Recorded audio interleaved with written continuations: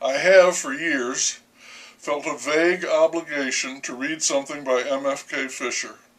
I don't know why that is, but the little itch has been there. I think I did try once, long ago, to read something by her, and for whatever reason it didn't work. Maybe the timing was off.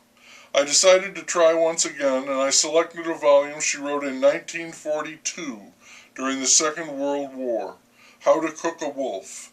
I feel very fortunate that I did this. I adored the book. I haven't flat out enjoyed reading anything so much in a very long time. I read it deliberately, slowly, in small passages, parceling it out so as to savor it, yes, like food, good food, and to extend our time together. I liked everything about it. The chapter headings, the voice of the author, the recipes, the ever-present feeling of pluck and spirit, the ever-present presence, that snuffling wolf at the door, of war and deprivation. The voice of the author, the asides, the exclamations, the interjections.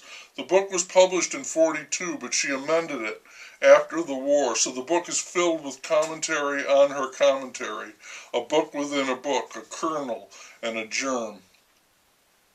Sometimes, because my situation is so very different, so comparably luxurious, I would forget the circumstances surrounding, infecting the book, and then I would remember and be inspired again and again.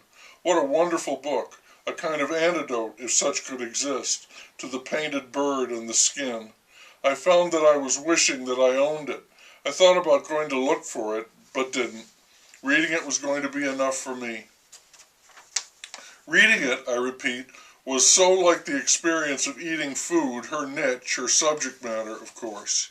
That subject matter permeated every chapter, every recipe, every paragraph, each sentence. The economy of food, fuel, time, and happiness. Prosperity can be a spiritual virtue, and it can be fashioned out of little but good feelings, even in the harshest circumstances. It is like starting a fire with nothing but a wood drill or a spark and tinder. It requires no small amount of savvy and courage to do this, to even want to do this. I think one of the first things that war strips away is even the possibility that a person could, or should, be happy. It was lovely, lovely, brave and lovely, her writing filled with so much agreeable and distinctly contrary personality. I was amazed to find that she reminded me of none other than Lenny Bruce, whom I was just reading. The tenderness is there, along with a caustic, nearly savage wit, no timidity whatsoever, constantly attacking what she called the ghastly, stupid monotony of our diets, war or no war. The main difference between the two of them is that she was concerned with what we put into our mouths, while he was focused on what came out of them. She was married 3 times, had 2 daughters. Her first husband was more of a vapor than a man. Her second husband was afflicted with a terrible malady, causing great pain and amputations. He killed himself. The third husband was not the charm. She wrote, "One of the saving graces of the less moneyed people of the world has always been, theoretically, that they were forced to eat more unadulterated, less dishonest food than the rich bitches. I think soup pots should be made fresh now and then, like people's minds at the new year." It takes a certain amount of native wit to cope gracefully with the problem of having the wolf camp permanently on your doorstep.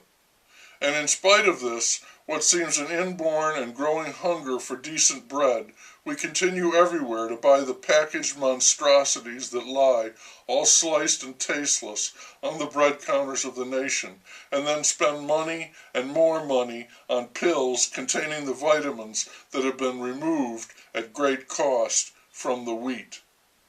Polenta is one of those ageless culinary lords, like bread. It has sprung from the hunger of mankind, and without apparent effort has always carried with it a feeling of strength and dignity and well-being. Finally, the ability to choose what food you must eat, and knowingly, will make you able to choose other less transitory things with courage and finesse. I cite that last because I think it sums her up nicely. Courage and finesse.